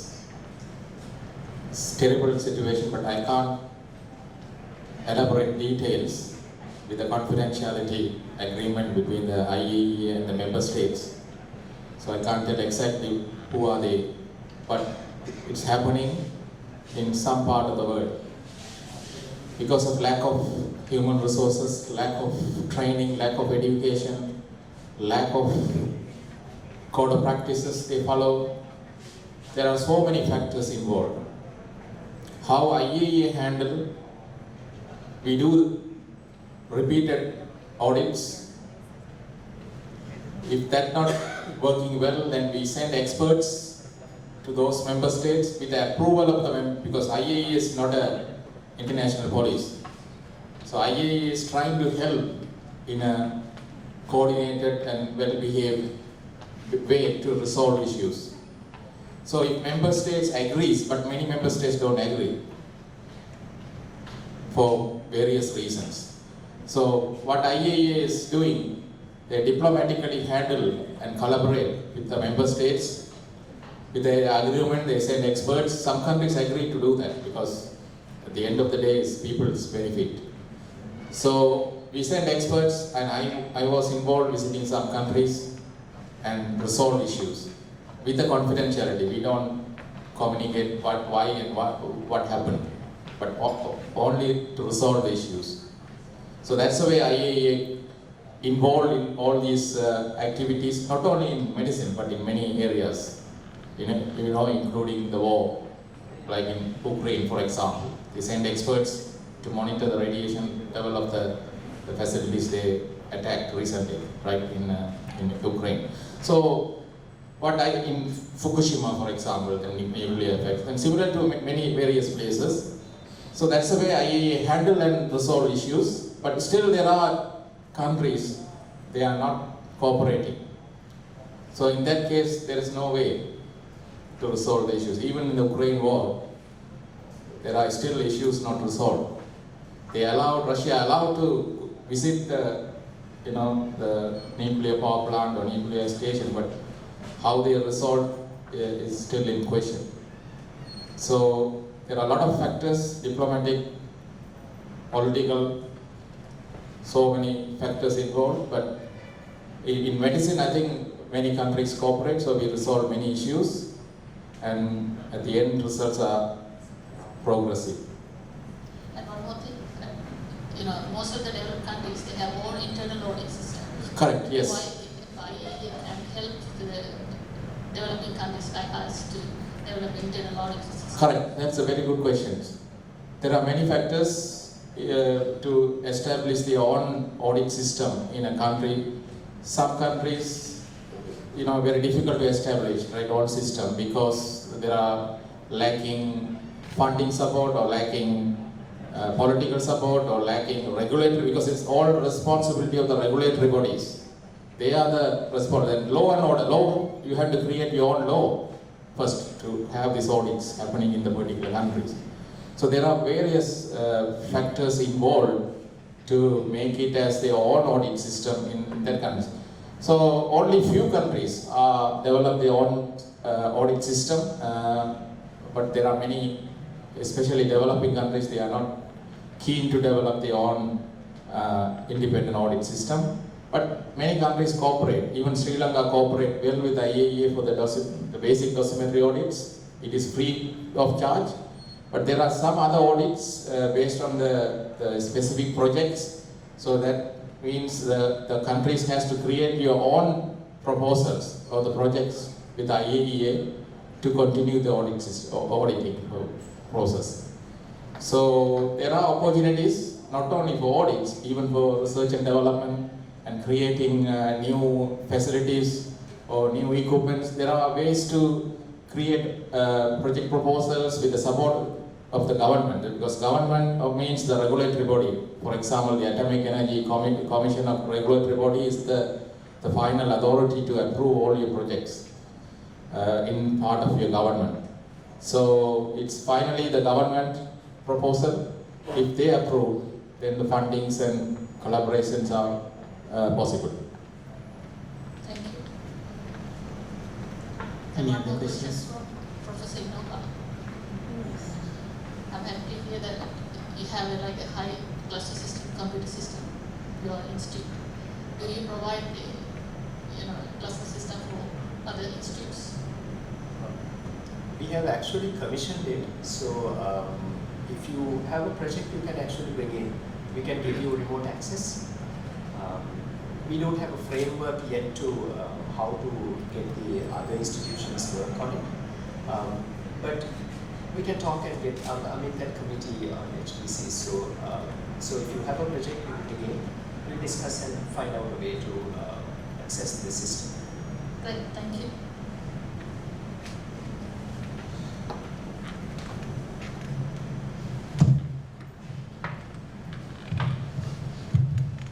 I have a question for Professor Inoka.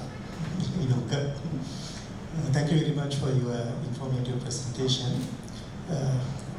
The topic is a hot topic that the targeted drugs of the inhibitors, the particular proteins or the interactions. Now there are two ways. One way is you can develop the inhibitors to interact the protein-protein binding. The other way is to interact just to develop the inhibitor to the particular targeted protein. Now, in your experience, which methods actually are being used and the pros and cons of these methods? Right, so most of these drugs that you see in the market are actually working on enzymes. So they're mostly enzyme inhibitors. But my work is actually focused on these proteins which are transcriptional regulators, which are not actually people have not actually looked at them as drug targets. So if you can actually change the transcriptional process of a cell, that can actually kind of play havoc inside the cell and act as a novel drug target. So people do have the traditional the drug targeting is mostly for enzymes and protein-protein interactions. But what we are looking at are the proteins that are actually interacting with DNA, so that because some of these proteins by themselves are responding to small molecules. So if you can actually change the way in which they interact with the small molecule and respond to the external stimuli, maybe to stage the virulence, then you can get it to act as a drug target. So we are actually looking at new drug targets without looking at the common ones that people are actually pursuing. Okay, thank you. I have another question from Professor Adjunct. Thank you very much for the informative presentation. And you mentioned this research university. I want to get more educated about this research university, because in these countries we have research centers, we say technology centers. That concept was there. The high order instruments that have been gathered in one center. For example, now Uppsala University, they have the biomedical center. Even even Finland, the Center for Biotechnology, there are a lot of technology centers, even our IBB. So the concept of that actually, to keep the high order instruments at one place and function. What the meaning of this research unit is the extent of that? Now, I have to admit, Sri Lanka has got excellent world caliber researchers working in groups. Now, for example, NIFS has one of the top 2% world leading researchers there. However, those groups are patchy and fragmented, and there are no overarching research cultures. Now, there are centers of excellence. Again, in NIFS, we have got many centers. The research university is different in a way that there is a overarching culture from undergraduate to postgraduate, the whole culture, education, within that research is embedded. There are full-time academics, researchers only doing research or small amount of teaching. So they are the research universities. Now one of the reasons why Sri Lankan universities are ranking very below, there is no research embedded as essential component of your job. Job contracts are for teaching. Now, so that's the culture of a research university. So it's cross-cutting that research is being done. That culture and ethos is there. Now, for example, even in Sri Lankan universities, a lot of people, even within health ministry, a lot of people do research and their postgraduate stops after they get the promotion. So, but if you work in a research university, your part and parcel, everything is about research. There are, now for example, before I moved to Kiel, I was at King's College. There was practically, even at Kiel College, would say there is practically something every hour anybody can go and attend. There may be a research lecture, there may be ethics lecture, there may be many other different things. So that culture is embedded within it. So research, everything. So when you do that, people start having critical thinking, your evidence-based, because this is needed. Particularly now we have analyzed 5 leading journals of mental health, showing 96% of research come from 90% of the world. So we thought it was because of psychiatry. Then we went and analyzed all medical journals leading over 5 years to find 6%. So research, 90% research come from 10% of countries, whereas 6% research come from 90% of the countries. There's a huge research gap. Now that is what happened in COVID. Fortunately, the West had the capacity to develop vaccines, but our part of the world didn't have. So that's why we need that culture. That culture can only be planted through universities with that culture. Then everything would be on research for commercial benefits, research for service development. That ethos will be there. So that's a research thing. So one of the things I would propose is, if KDU wants to start embarking on those lines, Ranga, you need to appoint full-time academics. They do nothing but research. I'm sure it's itching, because we have seen this in the world. That's the difference we have done by being there. Now I was fortunate, although I lived in UK for 30 years, in Kings and Kiel. 90% of my time I lived in Sri Lanka based on my center. That's how we develop IRD, everything. So we need to develop that type of people. I always say, trees growing taller than us. That culture will change the nation. It will take 5 years, 10 years, that's fine. But that's the only way forward for our nation. Research universities. My question is for the high-tech research. We'll say high-tech research, will it be applicable without a separate technology center? I'll answer that. Now, National Science Foundation recently developed a database where they have, within that database, every high-tech instrument available. I don't know whether you know about it, Professor Perera. So it's a repository.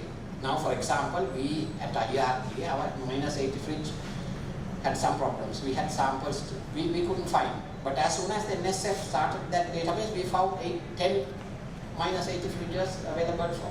So it's all right to have high-tech centers, but collaborating, that's the message, But our culture is again, lack of research culture, we work in isolation. And we are protective as well, not only isolation, we don't want other people to encroach. I sometimes call it Balumanasikatte, because dogs, they demarcate their boundaries. And they don't want anybody else to come in. So sorry, you have something to say. So that's a good question also. But the thing is, there are 2 ways you can improve. One, the position description. When you appoint as academic, you can create a position description 50-50, teaching 50 and research 50 or 30-40 or something like that. That's one way to improve.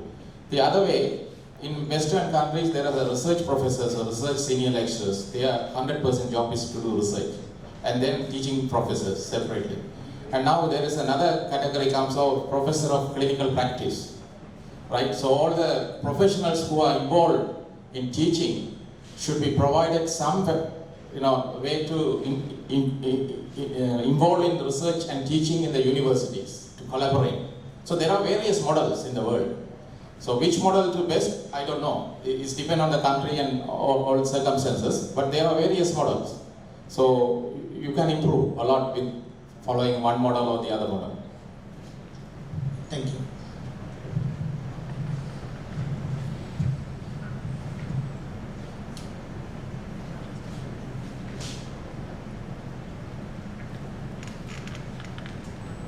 Yeah, is another question?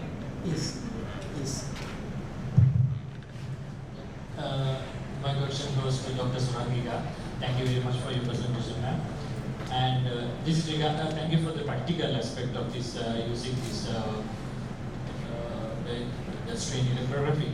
So if we talk about the practical aspect of this, the Sri Lanka context actually we are not using at the moment. So if you want to introduce this technique or the ultrasound aided the treatment techniques to see the improvements of a patient, and there are some mobile ultrasound machines. Can we use those things into practice? That's my first point. The second point is if we strengthen our muscles, let's say core muscle is strengthening or any other muscle is strengthening, can we use this technique to evaluate the strength of the muscle, and when it comes to the rehabilitation process, how it will be assessed or how we can do that? Yeah, the answer for the question one is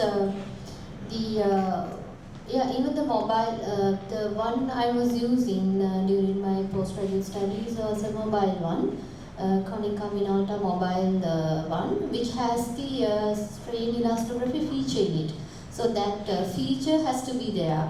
So it's just the general purpose ultrasound device that we use for this diagnosis purpose. So it should have that feature in it so that we can use. And for the second question, like in Japan, like the many physiotherapists practice this, during the rehabilitation. So like whatever the stretching, the strengthening we conduct, they just cross-check. After like just say 3 to 4 weeks of time, they cross-check whether the the tissue flexibility the stiffness status of the tissue has improved than before, and also it compares with the intact limb. So it is mainly for the the flexibility, not the strength. We cannot assess the strength, but of course we can assess the flexibility. Yeah, regarding the muscle, the number of muscle fibers or the muscle cells hypertrophy, yes. Those things should be assessed when you compare with the normal tissue, normal muscle or a damaged muscle.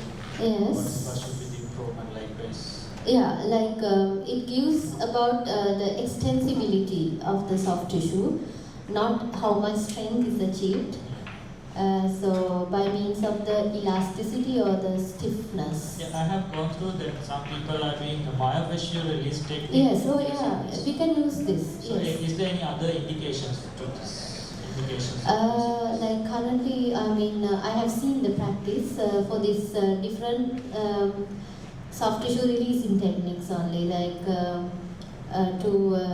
techniques of reducing the tightness. They use, and also to compare the stiffness status or the flexibility between the good leg and the other limb, to check whether the recovering ligament or whatever the soft tissue is ready to perform whatever the activity he was doing before. So only for the tightness reduction. Okay, thank you. Thank you. Yeah, so I think we have exceeded the time, but I'm very reluctant to stop because we are in the middle of an interesting discussion. So I think you can ask your questions even after the the end of the session, and I take this opportunity to thank our distinguished presenters, Professor Inoka, Perera, Dr. Siva, and Professor Kotelawala, and Dr. Surangika Wadugodapitiya for coming and delivering very important thematic lectures to our audience. And on behalf of the Dean and the Faculty of Allied Health Sciences, I thank all of you who have been here with us for the session. Thank you very much.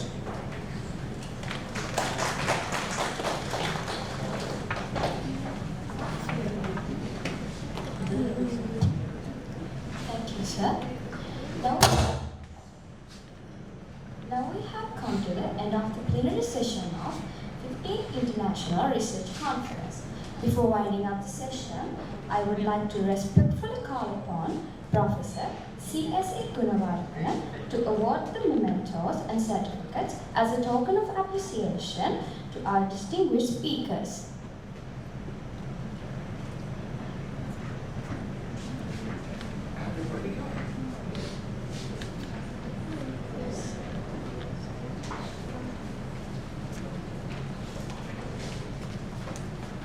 First, I cordially invite Professor Inoka C. Perera, Department of Zoology and Environment Sciences, University of Colombo, to receive the memento.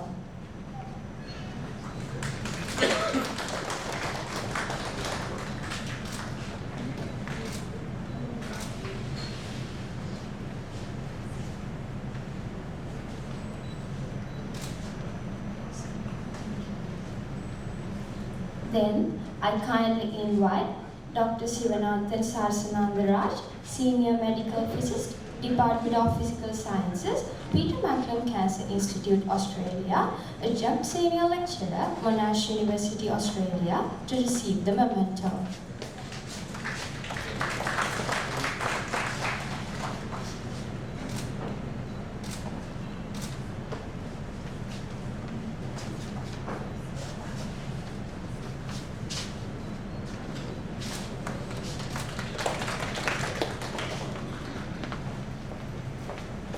Thank you, madam.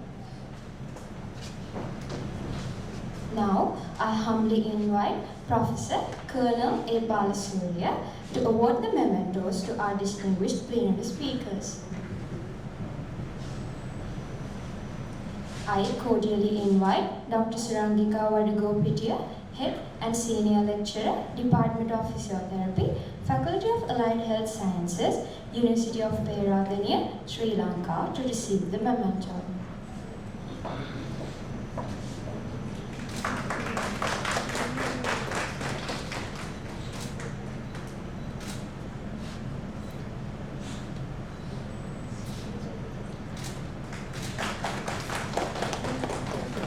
Finally, I would like to invite Professor Adjunct, Emeritus Professor of Psychiatry, School of Medicine, Faculty of Medicine and Health Sciences, Keele University, United Kingdom, to receive the memento.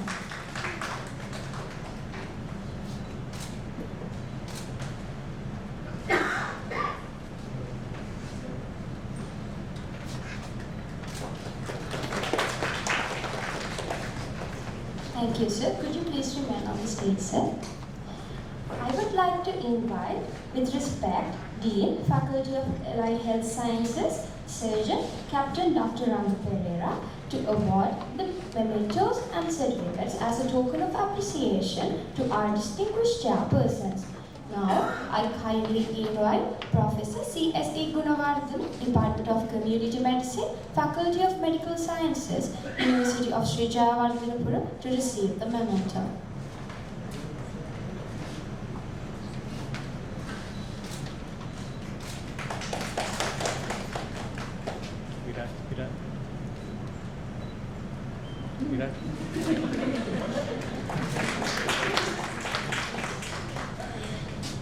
Then I humbly invite Professor Colonel A. Balasuriya, Faculty of Medicine, General Sir John Kotelawala Defence University, to receive the memento.